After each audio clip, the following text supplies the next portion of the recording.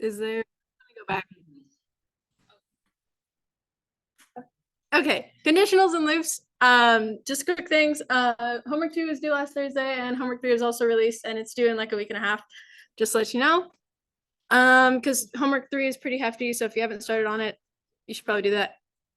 So conditionals. It's pretty much what it sounds like. Essentially, what you do is you give Python a condition. So you start with an if statement.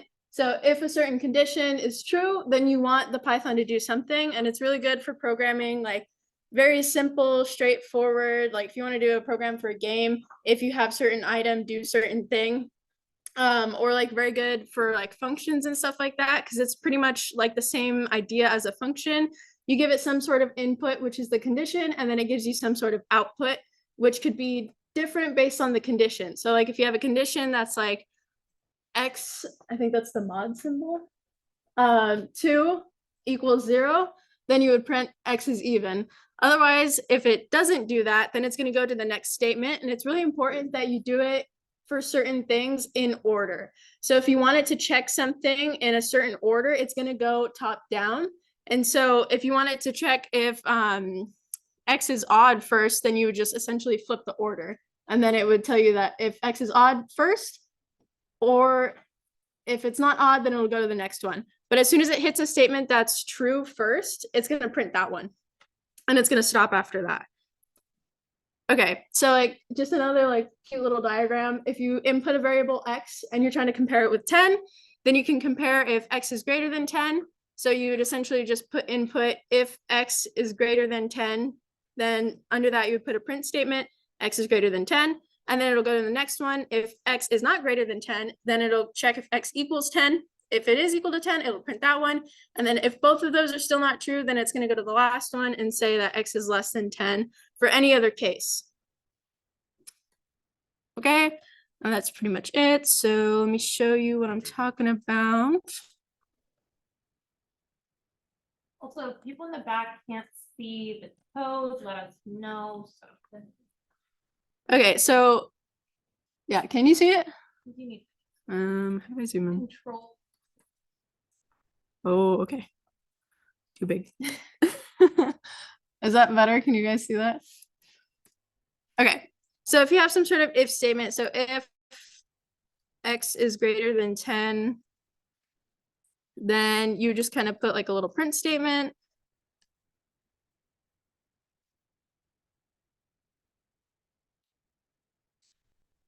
And something to note, hold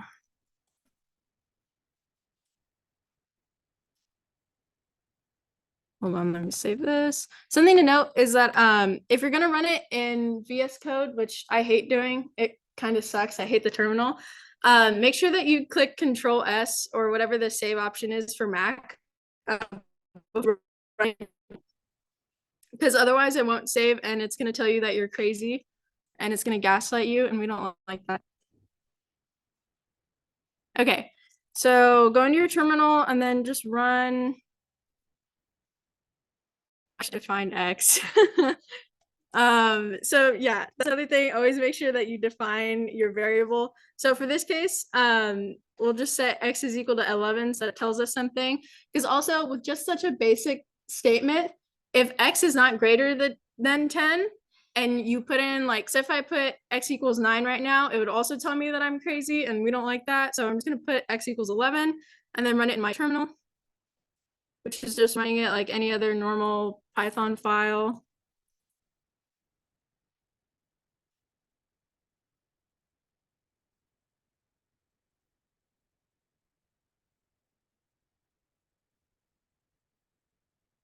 Okay, fantastic. I'm not crazy. X is greater than 10. Okay, so if we go back to it, then we can add a couple other statements. So this is kind of what the diagram is talking about when it branches out. So if x is not greater than 10, so if x equals 8, so to speak, then you would just put else or elif, which is basically just like else if. So it's just another way of saying if it's not that first statement, then it's Python to go to the next statement and check if this is true. So it's the same syntax. If x is equal to 10 in this case,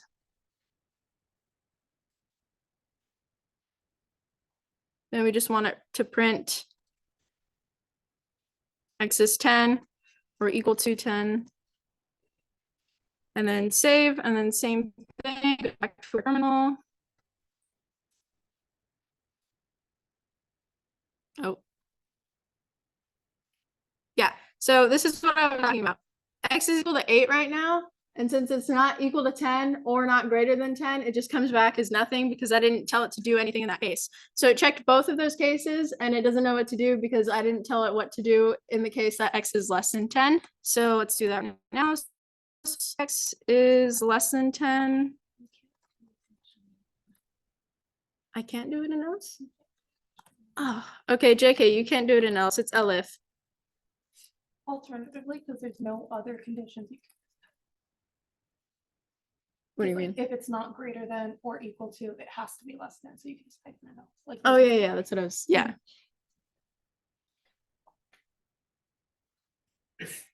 So yeah, I'm. This one could be else. Yeah. Yeah.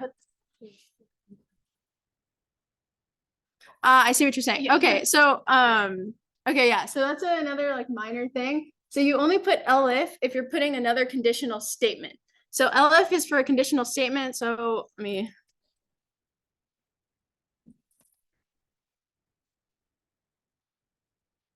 So it's for essentially like determining another condition. If you don't want to put another condition,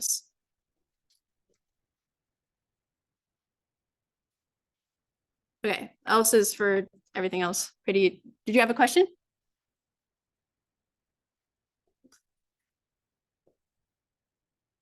Okay, so in that case, we would just print x is less than 10 because that covers all of the possible conditions that it could be, assuming you're only working with real numbers. Do you guys have questions? What's up? I have a question. You just said else as if it's like without a condition. So, oh yeah, you're still next. Yeah, sorry, I just noticed that. Was that? No, okay, yeah. So that's just a like preferential way of writing code. I think it is just easier to read if you have the spaces between it. But if you're gonna do that, be consistent. Yeah, you have to put the spaces, it'll read it the same way. Okay, save it again and then run it again. And since x is equal to 8, we can see that x is less than 10. Cool, cool. Yeah. Yeah. So the difference between like, as you can see here, like else if, or the elif statement, it has another condition right here. I'm telling it that if x is like x has to equal 10 for it to print x is equal to 10. And only for else is no statement. So basically, if I'm defining like the first two ones where I'm saying, okay, x can either be greater than 10 or x can be equal to 10, there's still all the cases where x is less than 10. So I don't have to define that at all if I just put else, because that covers all the loose ends essentially. It's going to be every other condition that I didn't specify before. So like, yeah, I don't have to put the elif statement. If I just put x is greater than 10, print x is greater than 10, I could get rid of the middle elif statement and just put else, and then have it print x is not greater than 10. And that'll cover all the other conditions. Okay, I think that's pretty much for that one. Is there any questions on conditionals if statements? I think we're good. Lovely. Then let's get on with it. I'm gonna do the next topic, which is loops. So basically in the last couple of lectures, we taught you what variables are, we taught you what data types are. Now we're basically showing you operations you can do with those data types and variables. So like Katie just talked about, we had conditionals, which are ways to compare. You can use those comparisons that we learned about when we were talking about Booleans to evaluate whether statements are true or false and create conditionals. Another super useful way to use our variable definitions and all the things we've learned are loops. So a loop is basically, sorry, there's no intermission slide, so I'm gonna just yap. But a loop is basically a way to do a thing over and over and over again. Sometimes let's say that like you're writing code and you're like, wow, I have to just repeat this process on every single number in this list, or I have to repeat this process over and over and over again. And you don't want to type out an individual line of code when you're just changing one little thing. For example, let's say that I have like a list of names and it's like all of the names of the instructors, and I want to find the length of every name in that list. I could just go name one's length, name two's length, every single thing in a different line of code. Or I could write this neat thing called a loop that takes in my list and performs an operation on every single element of that. Does that logic kind of make sense of why we would use a loop? Sort of? Okay. There are two main types of loops in Python, while loops and for loops. They are relatively interchangeable in the sense that they do the same thing. They are both loops. They both operate on things over and over again, but their syntax is a little bit different and the way they operate is slightly different. So I'll walk you through them. Number one, while loops. So basically, a while loop, basically, as long as a condition is true, this loop will keep running. So the format goes while you have parentheses, a condition is true. So for example, while x is greater than 0, or while, like you could do any kind of Boolean condition there, anything that evaluates to true. Maybe like while x is equal to 0, while there are still elements in this list, while there are anything you can think of like that, you have a final condition basically. And then within the while loop, every single time you run through a different number in that condition, you'll do an operation. And something super important in a while loop, something super important in loops overall, if your original condition doesn't change at all, it's going to go on forever. It's going to be infinite because there's no change. You're not modifying anything. So you need to make sure you modify your condition. That seems a little confusing, but when I give you guys an example, it'll become a lot clearer. Basically, while the condition is true, something needs to happen. But at some point, your loop needs to be over. The process needs to be over. So you need to turn it to false. So you need to have an end case. You need a stopping point. Otherwise, your loop's just going to run forever. And then your computer's going to be like, I don't know what to do. And it's going to yell at you. So that's what a while loop is. Super important thing for a while loop, you know your final condition. You know, like, this is where I want to stop running. Cool. This is an example of a while loop. So I have a variable. I set it to I. You can think of this as like any counter, like maybe you want to count a number of things. In our case, we have the variable I. It equals 10. So while I is greater than 0, I'm printing I. So what this is doing is saying, okay, I is 10. I'm going to go into my while statement. Is 10 greater than 0? Yes. So I'm going to go into my while loop here, and I'm going to print I. So it's going to print me the value of 10. This step, super, super important. This is where I change the value of my condition. So you see how here I is 10? Here, what I'm doing, this is a shortcut notation of I equals I minus 1. So basically what I'm doing is saying I now equals the value of 10 minus 1, which means I is now 9. So then now I is 9. It's going to go back to line 2 and be like, okay, while 9 is greater than 0, that is still true. It's going to print out 9. It's going to rinse and repeat that process until we reach I. At some point, I will become the number 1, right? So it's going to print I equals 1. It's going to do 1. Let's do I equals 1 minus 1. I becomes 0. Then we go back into line 2. What happens here? Is 0 greater than 0? No. So the loop is going to stop. The process is over. We're done. That's kind of the way that you intuitively work through loops. Take every single case and run it through over and over again. And that's what'll help. Now, for a for loop, so this one is structured a little bit differently. You can see very notably that there is not like the end condition. You don't have like a final goal that you're trying to meet. In a for loop, you usually have like an object you're trying to iterate through. For example, I have a list. I want to go through every item in the list. So you're going to go for an item in this list.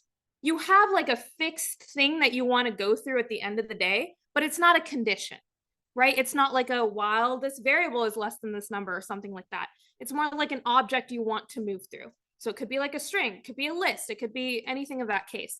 And then basically for every single item in that object, you want to perform an operation. Notice also here, we're not we're not removing values. right? We're not doing that whole minus equals plus equals thing, because here we don't have a counter. We don't have a variable outside that's being like, hi, like I'm keeping track of this number. Here it's more like a list or something like that, and we're going through each item. So the loop is taking the value of each item in that list. So yeah, both of these, very, very important. I think like probably the most used thing in Python that I've ever used is for loops. I'm not a big while loops girly. I'm a big for loops person, but super helpful because you will realize once you start running code that most of the time you just kind of want to do a process over and over again, because that is something that humans cannot do, that your computer can do for you, which is why loops are important. Because you're not going to sit around doing a math question 100 times with a different set of numbers, but your computer can. And it can like give you the average of all those numbers. It can give you the sum of all those numbers. It's just super, super helpful tool. This is an example of a for loop. So something that I'm introducing now that you'll see a lot of is this element called range. What a range element does, it takes a starting point and a stopping point, and it just creates a list of numbers between them. So for example, this range would generate for me the numbers between 1 and 10 because the last is discluded in any kind of Python range. So here, basically think of this as for I in a list of numbers 1 to 10. So what's going to happen in this for loop? The loop sees for I in a range list of numbers 1 to 10. It's going to take the first item of that list, which is the number 1. It's going to go into the loop, print the number 1. That's done. The operation's over with that first item. So it's going to go back to the list, take the next value in that list, which is the number 2. Rinse and repeat until you've basically printed every single number in the list. That's kind of the intuitive way both a for loop and while loop work. We're going to do a demo so you can like see this working in action and it'll make a lot more sense. But yeah, okay. I'm just going to use the same file as you did. Okay. I'll just use the same one. Okay. So what I'm going to do, let's do the case of a while loop first. So the example I have here is basically what I showed you on the lecture slides, but I'll write it out in code so like it makes more sense. So you usually want to initialize a variable. Outside a while loop, you're usually keeping track of something. You're usually like deprecating a number or something like that. Something that might be fun to do just to show you guys how like the counter concept works is I'm going to use a counter. So I'm going to call this variable a counter. And let's say I want my loop to run 10 times. I'm going to call it 10. And then I'm going to say, sorry, I'm just going to call this while loop demo. So I'm going to basically say while counter is greater than 0, which we saw means that this will iterate every single time and it'll reduce. And let's say that every single time the number changes, I want to print, I'll print sleigh, right? And so now I have an action. I have an action that's happening within the loop. Something that I want you guys to note is this action doesn't have to be related to the counter. You know what I mean? Like in the example, you saw that like we were printing I. You don't have to print I. You can do anything over and over again. It doesn't have to be like printing your counter value. It can literally be anything. So let's say like in a case, maybe I want to print a random number. Otherwise, maybe I want to do a math problem over and over again. You can do that. So here I'm printing a word. And then what I'm going to do, can anyone tell me the next step to make this loop not infinite and like make sure that it gives me an answer? Or actually before that, let's see what happens if I run this right now. So I can show you guys what will happen if you run into this and how to fix it. Hopefully it doesn't crash Katie's terminal. So it just goes on like forever, right? It's just going to keep going until the terminal either crashes or I crash it. If you ever run into this issue and you have an infinite loop, do like a Control-C and that like will interrupt your terminal and that'll save your terminal. But yeah, so basically you see that this word is just printing out over and over and over again. Why is it doing that? Because counter doesn't change. It's always 10. So it's never going to change. And it's always going to meet this thing. This condition is always going to be true. So what we want to do is set a situation where it becomes false at some point. So let's do that. Can someone tell me what line of code you could perhaps use to do that? Yeah. Perfect. So counter equals counter minus 1. And just for like an intuitive look at it, I'm going to print out what counter is so you guys can see like that the value is reducing each iteration. All right, let's go here. So we see sleigh printed, and then the counter became 9, and then printed again, it became 8, so on, so forth, all the way until the counter was 0. And then it stopped, which is what we wanted. Does that make sense to people? Yes.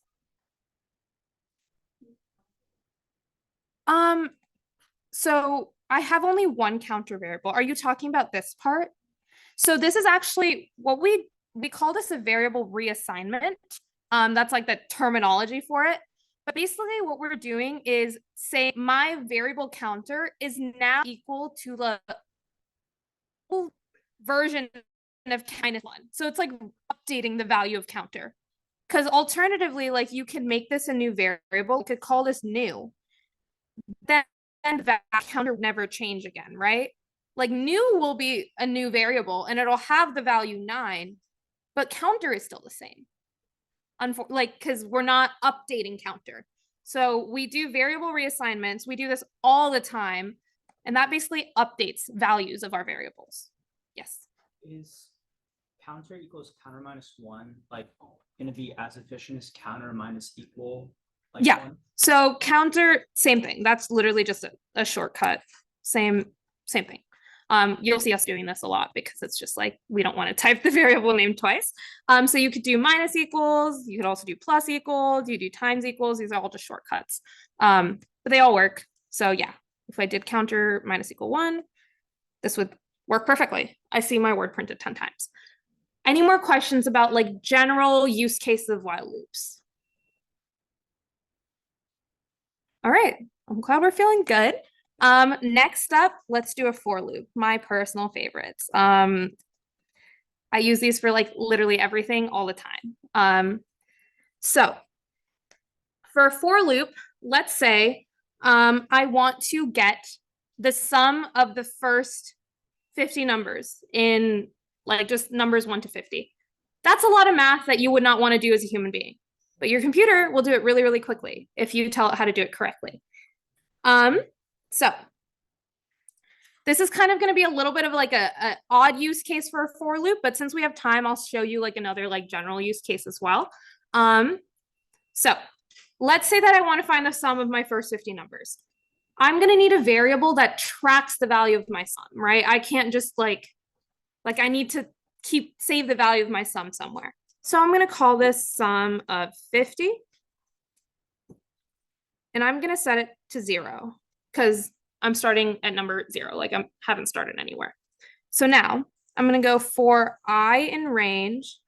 And I want to go from the numbers 1 to 51. So now I need to perform an action in this for loop. Does anyone have any ideas as to how I can get my sum to like update according to like my counter value that I have? You add all values.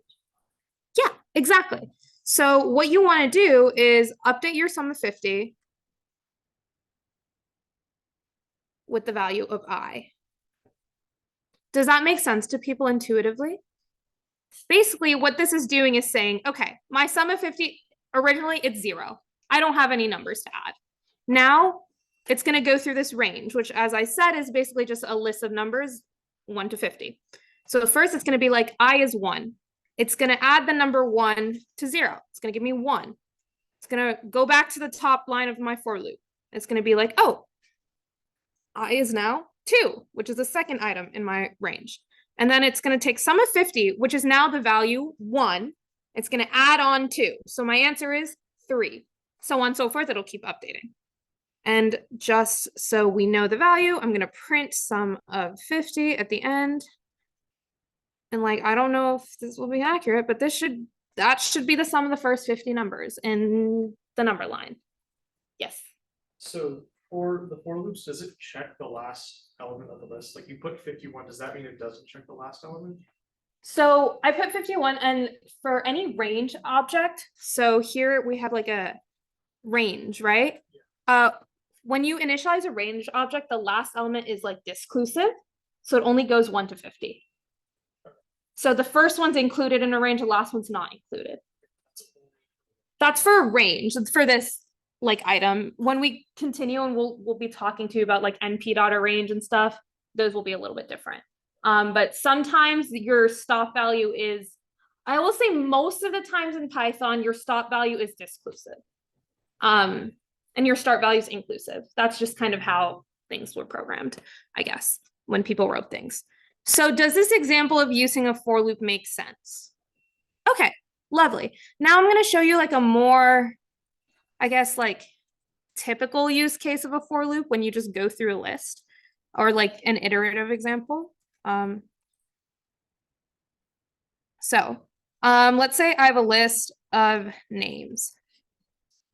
And I'll put my name in it, Charlie's name in it. Who else is here? Ah, can I spell? Nope. Is that all the instructors in this room? Am I missing anyone? Okay, I think I got everyone. So I now have a list of names. These are all the instructors of the lovely Python decal that you see here. Cool. So what I want to do now is, let's say that I want to go through this and I want to find the length of every name. Very cool thing that Python has to find the length of a string. There's an inbuilt function for that. It's called len. You will be seeing a lot of it. This is just like a little intro to len, but it basically, you can call it on anything and it'll give you the length of it, which is really nice. Anything, specifically strings and lists, not like numbers, because you can't really find the length of an integer in terms of like digits or whatever. Okay, so let's go for I in range. Actually, wait, no, never mind, said that wrong. So now, something that's super helpful when you do for loops is you want to know like what each item that you're going through is.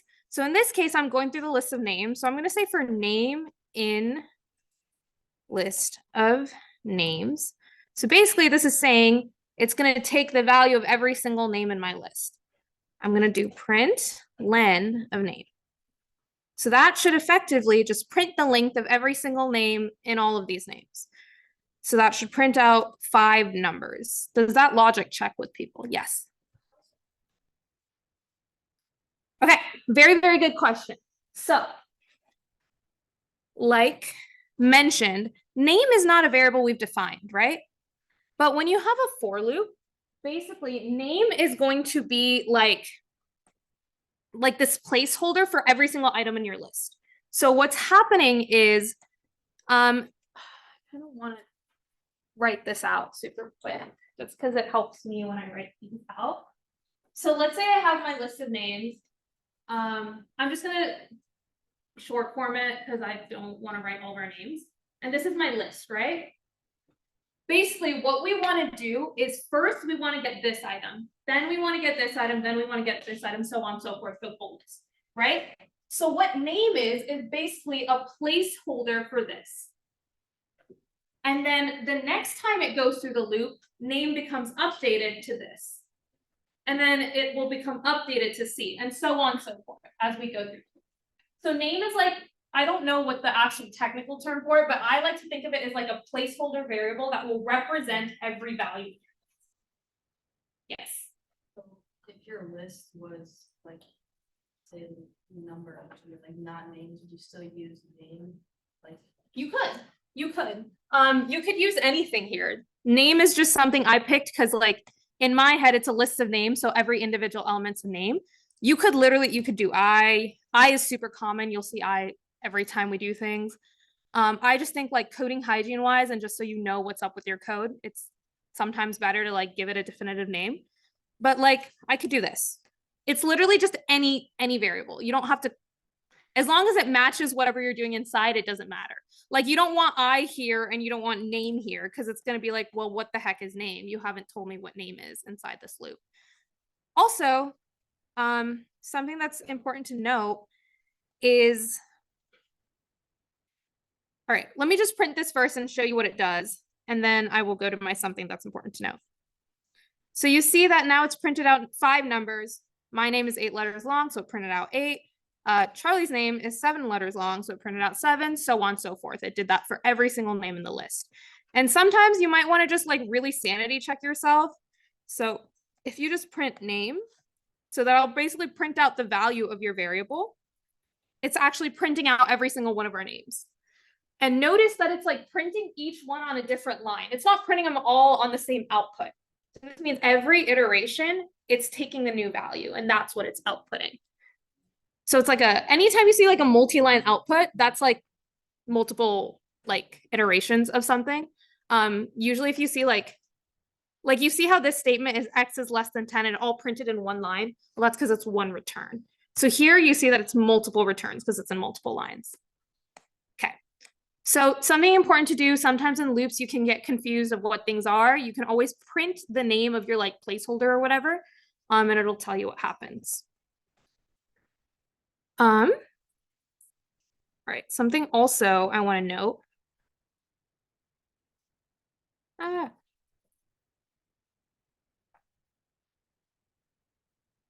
gonna go back to my println here. Okay, also something that I forgot to say that's actually super important, and that's where a lot of people will get tripped up, is the syntax. Do you see how this is like an index block? You see this with the like if and elif statements too. I think this might be, you might have seen it with functions, but like anytime you have like a statement and it has a body, make sure you have like an index block, and then everything in that block will be part of your like first condition or your first loop or something. So for example, here, like this line would still be in my loop, but if I go here, that's outside my loop. So sometimes like indexing can be really confusing. It can get you mixed up. Sometimes you'll have like if and else conditions inside a for loop, so you'll have a double indent. Make sure that you guys are wary and you keep track, and you are able to like notice it'll come up on your terminal as like a syntax error.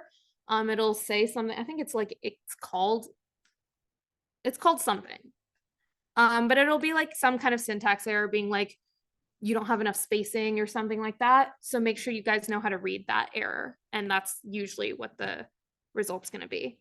On the other hand, if there's like an extra space there or something, like if you put an extra space, it'll probably come up as like red when you try and print it. Oh, it didn't. Oh, it's okay. Oh, Maybe no, I accidentally stopped share. 1 second. maybe it's just another tab. If you do another I think, tab. yeah, if you like misindented it, usually yells at you. So usually in VS Code, it's nice because it has a lot of pretty colors, and it'll usually give you a nasty red squiggly line like Google Docs if it's wrong. There we like go. that. And actually, I think if you hover over it, like you can kind of investigate, and it'll tell you it expects an indent for that block, which is really nice about VS Code, is it really walks you through a lot of your errors. So you just gotta be what it's telling you. Yeah. Cool. Is there anything else to cover in this lecture? Do people have any more questions about for loops? You're gonna get super, super familiar, and we show you like the homework. I'm not gonna lie, guys, kind of confusing use cases of for loops and while loops. So like if you get a little stuck, don't worry too much. Like I understand all these loops can be super difficult when you're first navigating them. Something that might be really helpful for the homework is to know that you can have loops inside loops. So I could totally do a thing where I have like, let's say for I in range 1, like 2 to 5 or 2 to 4, and then for J in range 9 to 15, and then print I comma J. Let's do this and better syntax. So here you see how I have 2 different variables. I have I that's going through a certain set of numbers 2 to 4, and then I have J that's going through a certain set of numbers 9 to, let me make this 5. So it's actually going through 2 to 4. And then this is going through the numbers 9 to 14, and one is inside the other. So when I run this, what's going to happen is something that might look a little weird. So we see first you get 2, 9, 2, 10, 2, 11, 2, et cetera, et cetera. Does someone want to give me maybe an explanation or a guess as to why that's happening? Why are both of them not changing at the same time if they're both being looped through? Any ideas? Yeah. Indexing through I first, and then you're going through J. So for a single index of I, you're gonna run through all of the J's, and then I is gonna change, and you're gonna run through all the J's again. Yeah, perfect. Said it wonderfully. Basically, you're indexing your for loop for J is inside your for loop for I. So in every value of I, you're going to do all your J values. And then you're going to go back to the next value of I, do all your J values, so on and so forth.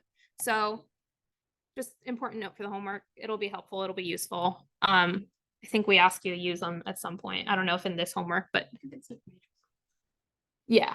Yeah. Because basically, if not in this homework, in the homework after, we're going to be asking you to build like 2D arrays, which will mean you need to go horizontal and vertical, which you don't know how to do yet, but you'll learn how to do, which will be exciting.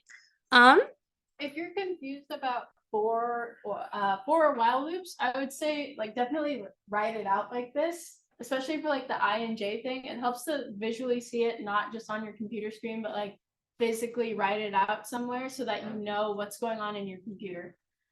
Yeah, like it's truly super powerful to write out, even if it's not in. Oh,